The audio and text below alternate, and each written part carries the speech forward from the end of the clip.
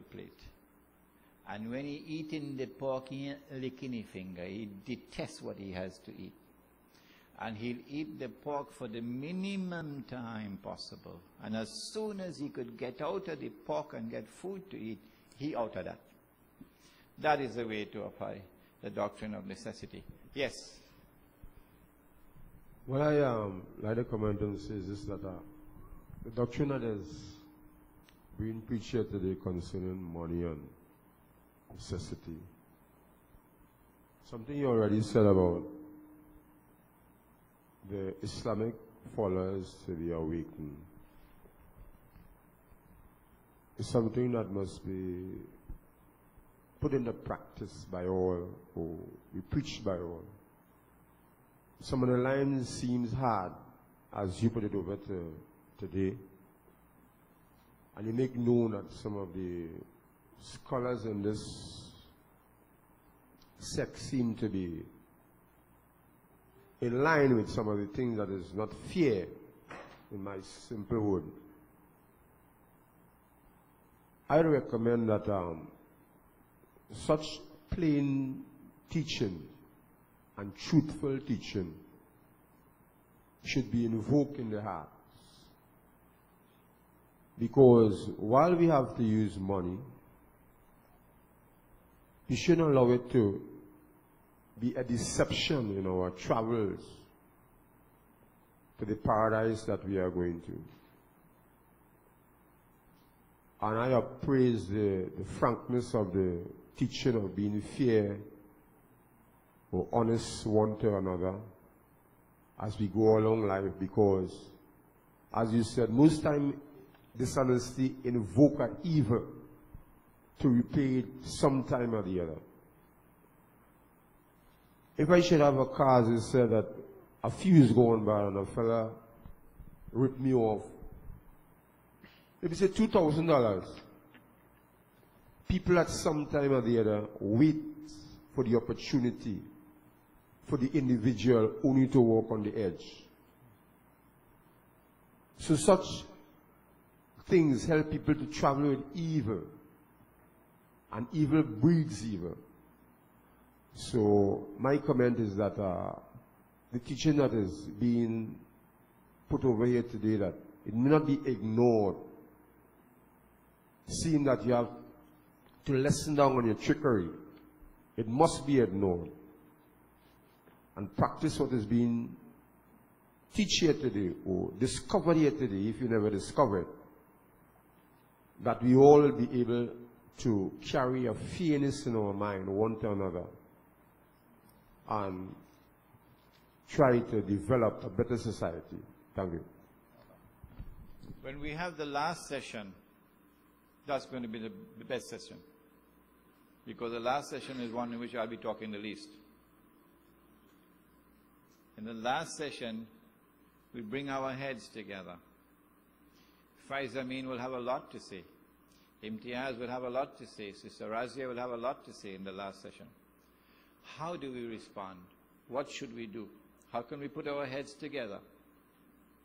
I'm not leaving you out, Nishtar. We all will put our heads together in the last session to try to respond appropriately to the challenge that we face today. Before we still have another 10 minutes in this session.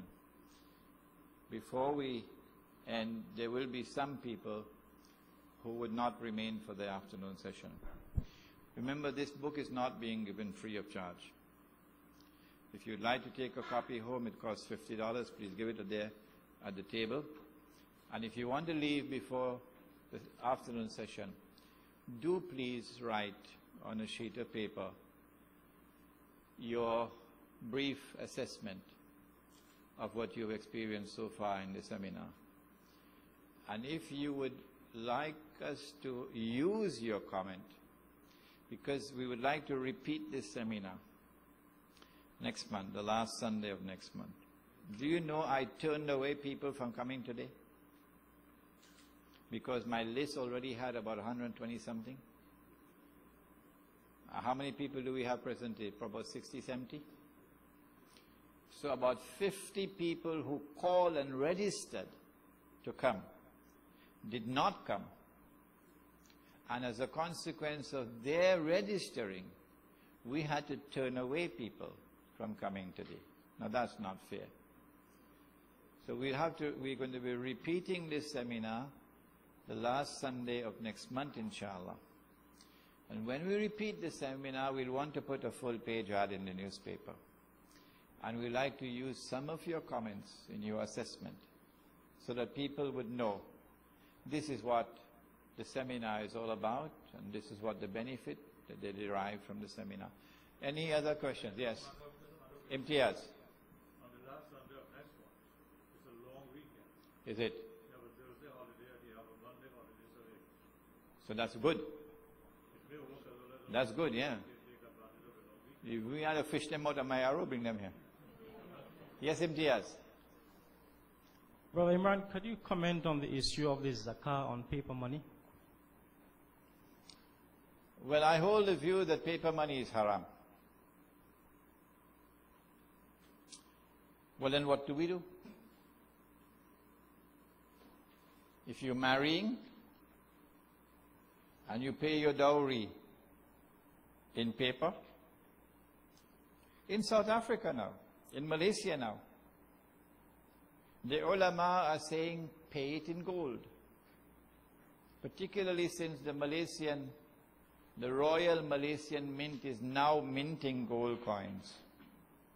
The ulama in Malaysia are advising, if you want to have some assurance that your dowry is accepted by Allah, pay it in gold. If you want to have the assurance that your zakat is accepted, pay it in gold. If you give sadaqah, and you want to have some measure of assurance that your sadaqah is accepted, pay it in gold or silver or money. What do we do if we hold the position that I hold, that this paper money is haram? Well, in Surah At-Taghabun, Allah says, Ittaqullaha mastata'atum. Fear Allah to the capacity that you can fear Him. So once you've done the best that you can do, and your Lord has seen that His servant is making the best effort capable for Him, then leave the rest to Allah, who is kind and merciful. But if you sit down and do nothing, you make no effort, then how can you expect forgiveness? This is my answer to the question on zakat. Yes? Maulana Sahib, if the Royal Malaysian Mint is minting gold coins, why can't some connection be made between us and them in order to acquire these gold coins? Yes, Fahad.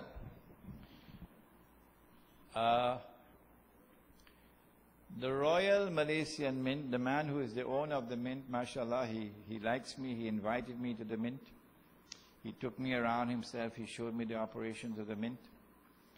And he wants me to be associated with the work of the mint when I go back to Malaysia. They had the formal launch of their gold dinar 2 years ago. And I was invited for that launch of the gold dinar.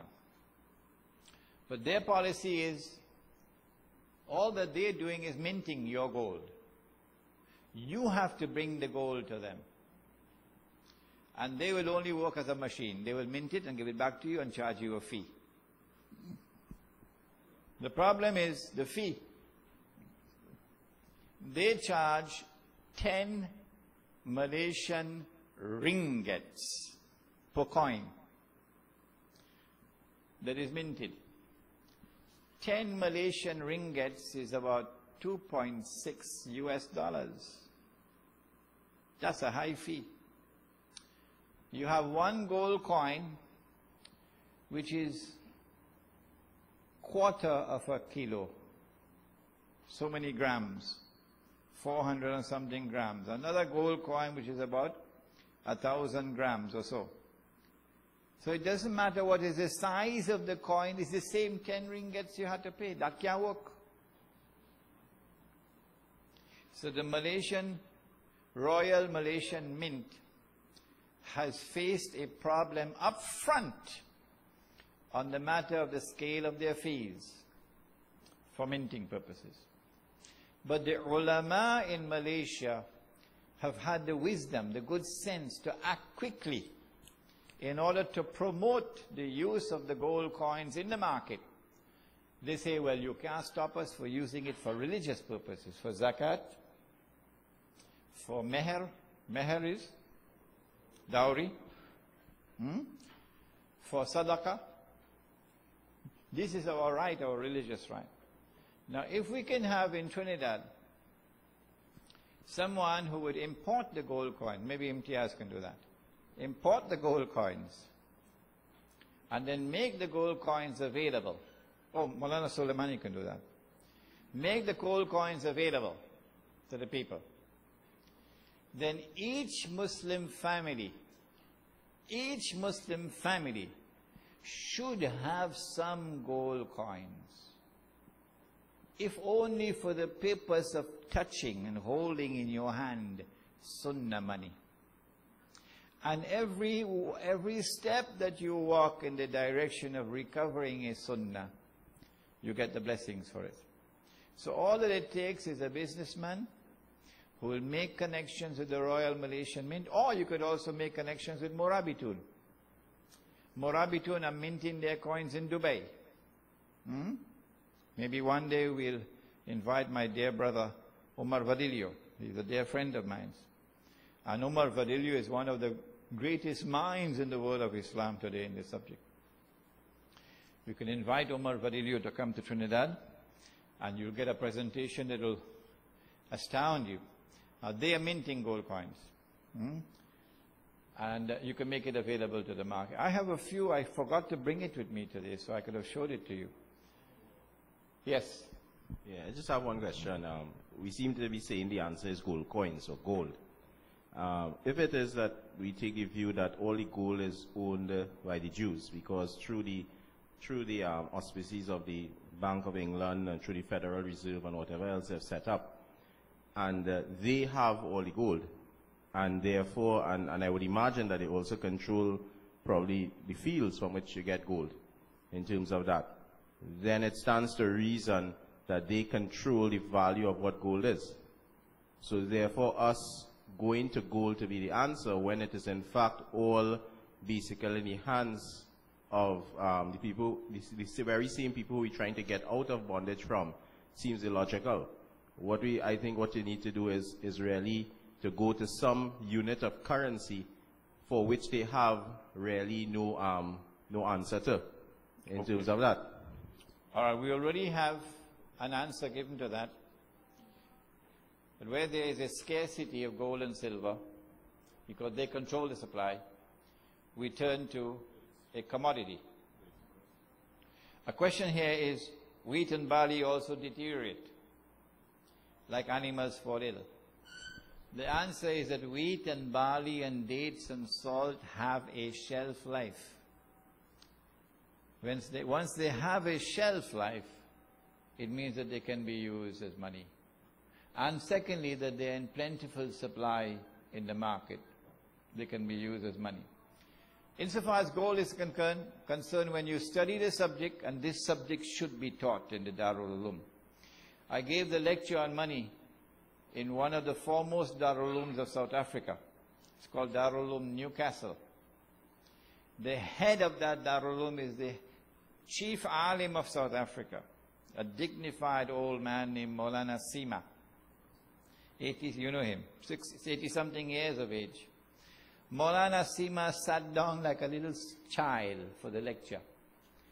And when I was finished with that lecture, Maulana Sima got up and he said, this subject must be taught in the Darul Uloom. It's not taught now. What they did with the International Monetary Fund, when they established it, is to lay down a rule that all of us scholars of Islam, stupidity, we couldn't see behind what they were doing. We could have warned our people, but we didn't see it. They said that you have to inform the bank how much gold you have.